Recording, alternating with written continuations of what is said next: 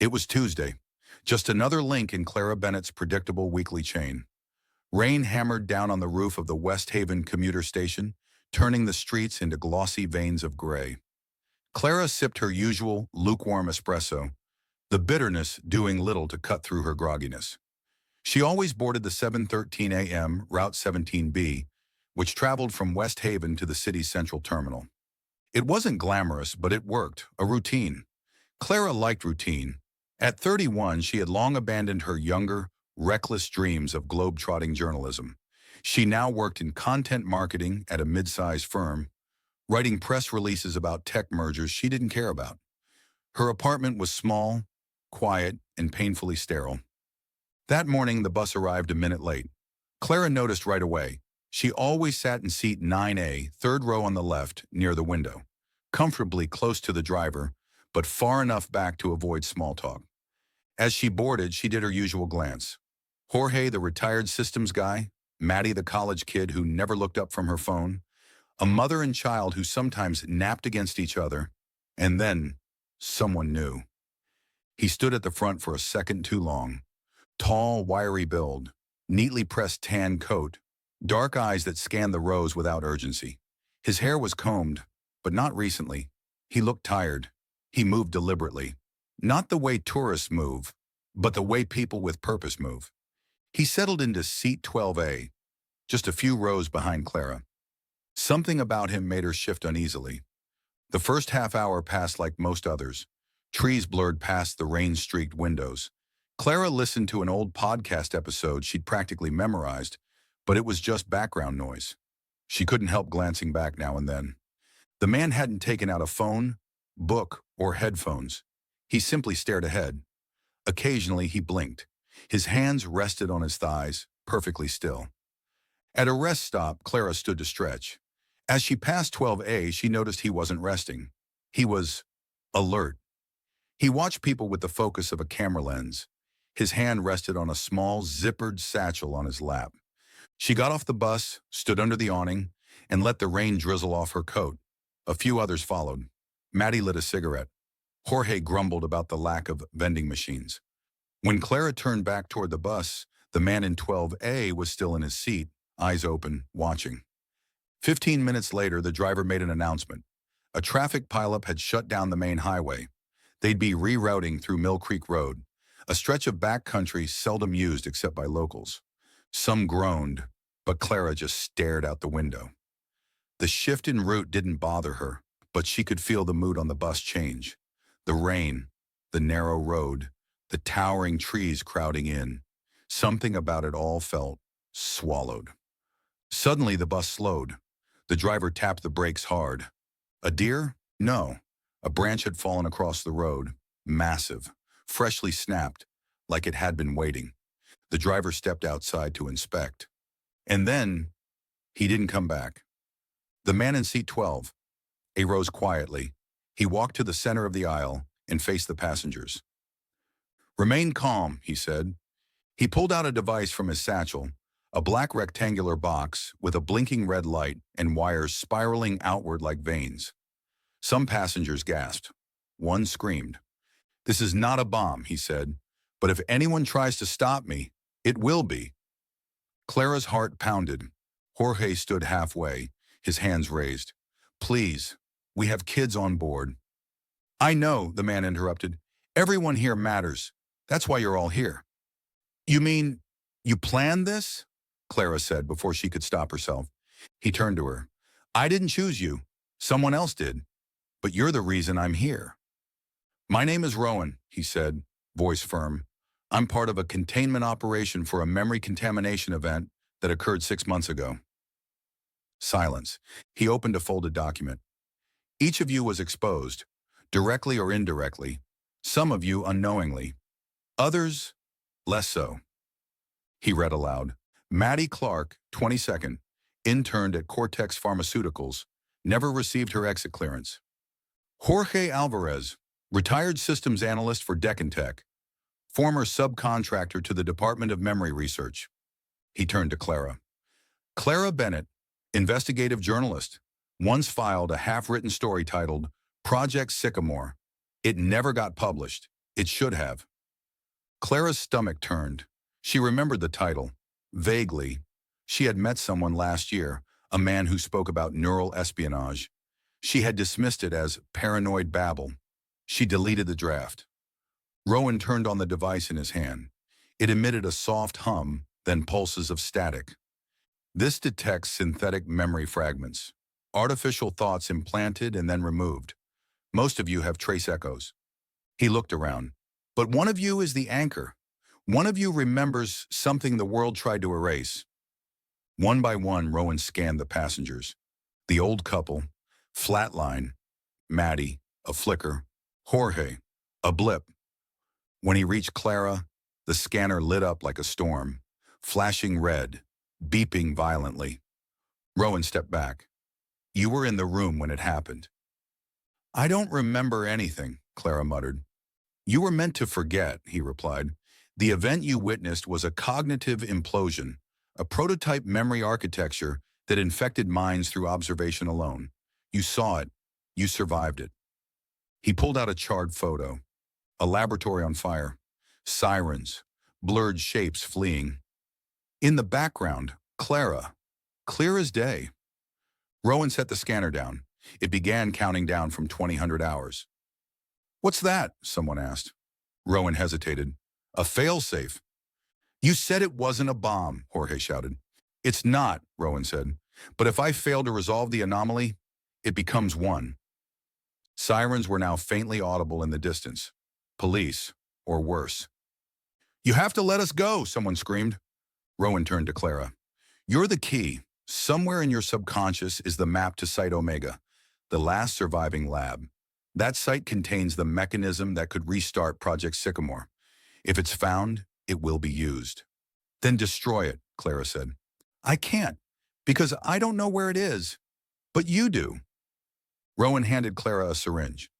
This will erase the entire segment. You'll lose everything tied to the event. The memories, the people you met, even fragments of your identity. And if I don't, then they'll come for you. Not just the government, others, corporations, black market neural syndicates.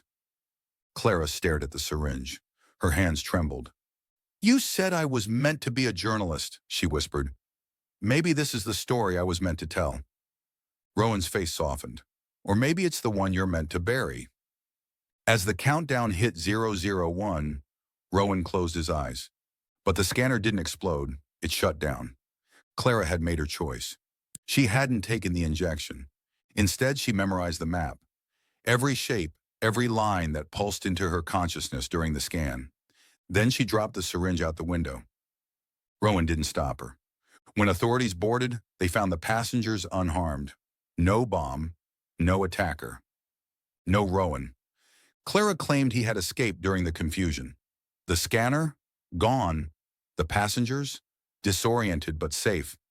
Her story made headlines. Her interviews were clipped, edited. She refused deep dives. She said she had moved on. But at night, she hadn't. 3 months later, Clara returned to a place she didn't remember visiting. A warehouse in the desert, sandblasted, half buried, but exactly where her mind had told her. Inside were burned-out computers, racks of neural helmets, and one intact hard drive labeled Omega. She didn't call anyone. She opened her laptop and began to write. The drive was old, burnt on the corners, and faintly buzzing. Clara stood alone in the Omega warehouse, dust swirling in her flashlight's beam. All around her were crumbling desks, fallen wires, and smashed neural gear.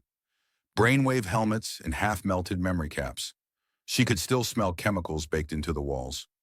She connected the Omega drive to her laptop, bypassed the boot with software a friend in IT owed her, and waited. What loaded was not just data, it was a visual log, a neural archive, memories, but not hers, other people's. The interface was primitive, files sorted by dates and test subjects. Clara clicked on one randomly. She saw a man strapped to a reclined chair, eyes glazed, wires feeding into his temples. A voice, calm and clinical, narrated, Subject 42 showing signs of retroinfusion. False childhood recall at 78% saturation. The man began to scream. Clara slammed her laptop shut. She sat still for a long time, shaking. The footage proved everything Rowan said. Memory manipulation was not theory, it was procedure. And the experiments had been more invasive than she imagined. Her journalistic instincts warred with her survival instinct. This story could win a Pulitzer, but only if she lived long enough to publish it. 3 days later, Clara noticed the first tale. A black SUV parked across from her apartment every evening from 6 p.m. to 10 p.m. Then came the emails. Blank senders, no subject lines, with only timestamps inside. She told herself it was paranoia, until she returned home one night and found her apartment door unlocked. Nothing was taken, but someone had opened her laptop. It happened at 2:12 a.m. Her burner phone rang. No one had that number. She answered. "Hello." Silence, then a low breath. Then, "You still have it," said Rowan. Clara sat up. "You disappeared. The police." "I know what they think. They think I died. That was the point." "Where have you been?" "Watching, listening, making sure you didn't forget." She swallowed. "I haven't. I found the Omega Drive." A pause, then they're coming for you." Rowan sent coordinates. A meeting point 40 miles west of the city. Remote, deserted. Clara didn't hesitate. She packed the drive, her laptop, and a revolver she hadn't used in years.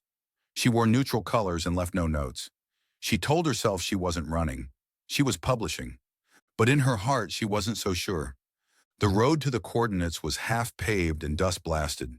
It wound past fields, abandoned factories, and a billboard that had faded into a white ghost of words.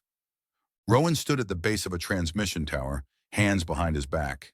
He looked thinner, older, as if the shadows had fed on him. "There's a buyer," Rowan said. "A buyer?" "A whistleblower network, international. They can protect you, spread the archive to thousands of encrypted servers. You'd never have to run again." Clara raised an eyebrow. "And why haven't you used them?" "Because I'm compromised. I've seen too much. I'm being hunted by more than just governments. You," he paused, "you're still clean. Mostly." Clara handed him the drive. "What do they want in return?" Rowan looked off into the distance. "Everything." A shot rang out. Rowan fell to the ground with a grunt. Clara screamed, ducked behind the tower base. A second shot hit the steel beam above her. They were being hunted. She dragged Rowan behind a concrete barrier. Blood spilled through his coat. His eyes fluttered. "They followed you," he gasped. "No, They're not just from here. They're corporate. Off-record. Mercs." Clara reached for her revolver, barely able to breathe. A voice echoed across the air. "Give us the drive, Clara, or we take it from your corpse." She peeked from behind cover. Two armed men, tactical gear, faces hidden behind dark visors. Rowan wheezed, "Run!" "I'm not leaving you." He shoved a small chip into her palm. "Not the real drive. This is." Her fingers closed around it. The casing was smooth, cool. Then she ran. The next 48 hours blurred. She drove east through back roads, sleeping in her car, ditching her phone. She paid cash, cut her hair, used fake names. Eventually, she reached the contact Rowan had named, Amara, a former cryptographer now working for a rogue syndicate of truth publishers called the Clean Line. Amara took one look at the chip and said, "This is suicide." Clara replied, "So is silence." The Clean Line activated 3,122 proxy servers in 90 countries. The chip was duplicated, fragmented, encrypted, and distributed through thousands of online backchannels, obscure forums, IRC servers, dark web portals, and whistleblower archives. The footage, the files, the memory simulations, all of it. Within 36 hours, it was viral. Governments denied. Corporations screamed deepfake. But the public knew. They saw. Clara's name trended worldwide. #MemoryLeakJournalist. Months later, Clara lived off the grid. She moved every 3 weeks. She no longer answered to editors or corporate publishers. Her story had changed the world. Laws were passed, labs shut down. But somewhere out there, someone was rebuilding.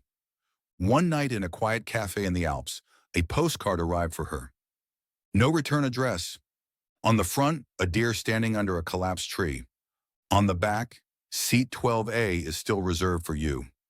She smiled because she remembered, and she always would. 6 months had passed. Clara had settled in a remote mountain town in Romania, nestled between fir forests and abandoned rail lines. She told herself it was only temporary, but she had said the same thing in Prague, and before that, in Lisbon. Yet every time she thought she could breathe again, another message arrived. Encrypted emails, dead drops, messages in code that only Rowan would have known. But Rowan was gone, buried somewhere in the desert. Or was he? Then one snow-soaked morning, Clara entered a tiny corner store and froze. There by the window stood a man with a tan coat and distant eyes. Seat 12A, Rowan, except not quite. His face was thinner, his posture unsure. His eyes, those sharp, calculating eyes, were dulled, fogged. She approached slowly. Rowan? He turned, puzzled. Do I know you? Clara's heart sank. There was a faint surgical scar near his temple. They'd gotten to him. Clara offered him a seat. They spoke in fragments. He remembered his name, barely, but nothing else. He had no recollection of the bus, of the Omega facility, of Clara. He was a ghost of himself, rebuilt from memory fragments, like a puzzle missing key pieces. I don't know why, he said softly, but when I saw you walk in, I felt safe. Clara's throat tightened. She reached into her coat and placed a small item on the table. The original Omega chip, now encased in resin. She always carried it. Then maybe, she said, some things survive, even when they're erased. That night, Clara returned to her cabin and opened her laptop. A blinking notification awaited her. One last broadcast. Inside was a pre-scheduled file from Rowan, encrypted under a protocol she had seen only once. It was a confession. Rowan's real identity, his role in creating the Omega system, and his final request: if they take me, don't let them take my guilt. Let the world know I tried. Clara watched the entire file. She cried. Then she uploaded it to the clean line. Within hours, the world watched too. Clara still rides buses. She prefers the window seat. Seat 9A. Sometimes she'll glance at 12A, empty or occupied, and wonder. She never erased her memory, not because she couldn't, but because forgetting is easy. And remembering is what makes us human.